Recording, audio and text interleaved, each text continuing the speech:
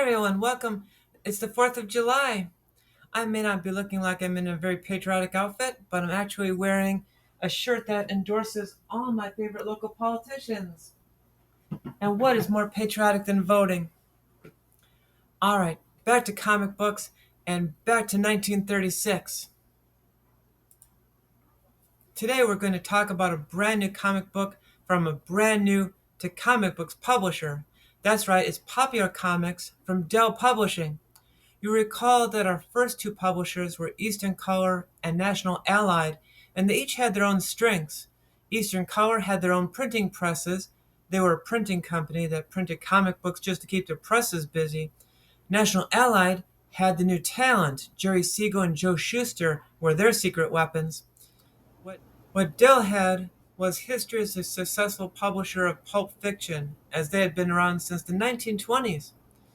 We don't know what Famous Funny's sales figures were before 1937, but they must have been good enough to attract competitors.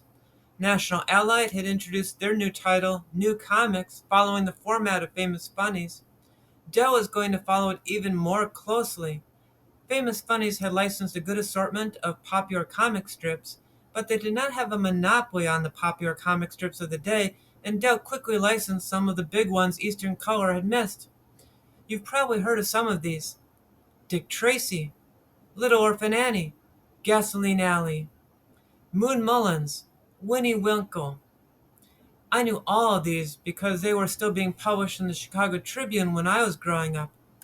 I also had extra advantages growing up because I had a copy of Jerry Robinson's The World's Greatest Comics Quiz, so I knew about Terry and the Pirates, Mutt and Jeff, Harold Teen, and the Gumps, even though I never read any of their comic strips until I was older.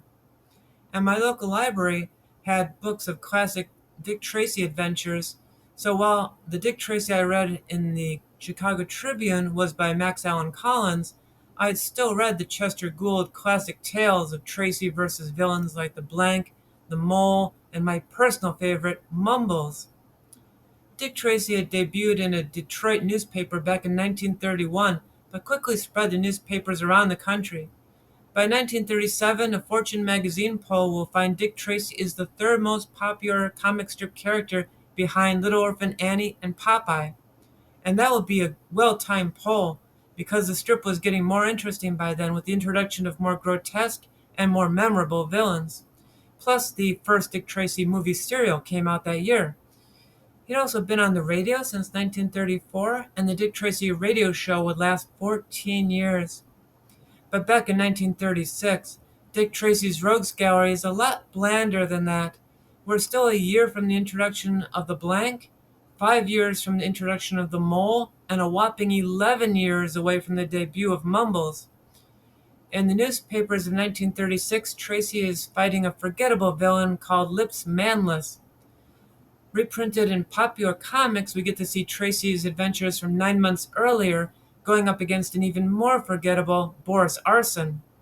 There's also an awkward subplot about a Native American, Chief Yellow Pony, generally getting in the way. This is not quite the Dick Tracy you're picturing either. The two-way wrist radio won't debut until 1946. He may not have the gimmicks, but he's definitely more violent than a police officer is supposed to be as well. On one page, he's trying to shoot Boris with a submachine gun through a wall. None of this is meant to say that the Dick Tracy of 1935 or even 1936 was bad. He was okay. He just wasn't as good as this strip is going to be when it becomes a great strip. While Dick Tracy had 4 years of publication history up to this point, Little Orphan Annie had been around for 11 years already. It had an ongoing radio program since 1930, and the first Little Orphan Annie movie came out in 1932. The movie is very different from the Annie musical you know. It was just an hour long, and instead of recounting Annie's origin, assumed you already knew it and just presented an adventure, and I use that term lightly. There wasn't really any adventure in it, and it easily fit into the then continuity of the strip. The radio. The other thing we all know about Little Orphan Annie is from the snippet of radio show aired in the movie A Christmas Story. And while that was actually fake and recorded for the movie, it is true to both the spirit of the comic strip and the radio show.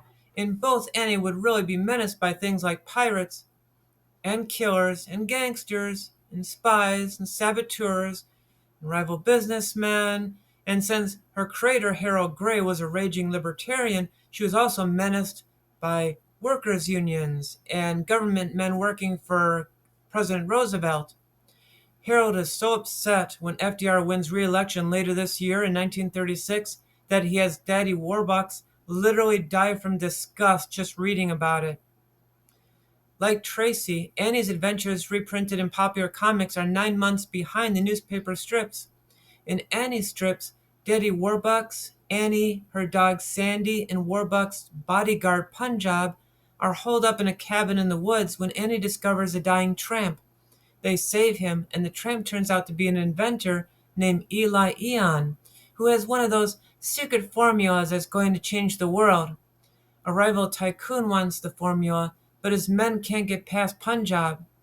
Punjab is at least 7 feet tall and fiercely strong, but he's also magic, a real departure from what had been a realistic comic strip up until this point. Punjab is my and a lot of people's favorite character from Annie, and not just because he's magic, but because there's often a little wiggle room for Punjab's magic to be explained away. On one occasion, he explains to Annie how he can make people and dogs disappear by asking invisible genies to spirit them away. But this could also just be stage magic combined with a scary campfire story for Annie's benefit. And another time, Punjab survives a hail of bullets, but claims it was thanks to a bulletproof vest. That is he or isn't he vibe makes it fun. What I'm not as fond of, like early Dick Tracy, Punjab is extremely violent and not adverse to killing anyone who threatens Daddy Warbucks. Now me, I'm more like Little Orphan Annie than Daddy Warbucks, which is why I'm going to remind you that besides liking and subscribing to these videos, you can support me through Patreon, and I'm going to have a link to that in the comments section below.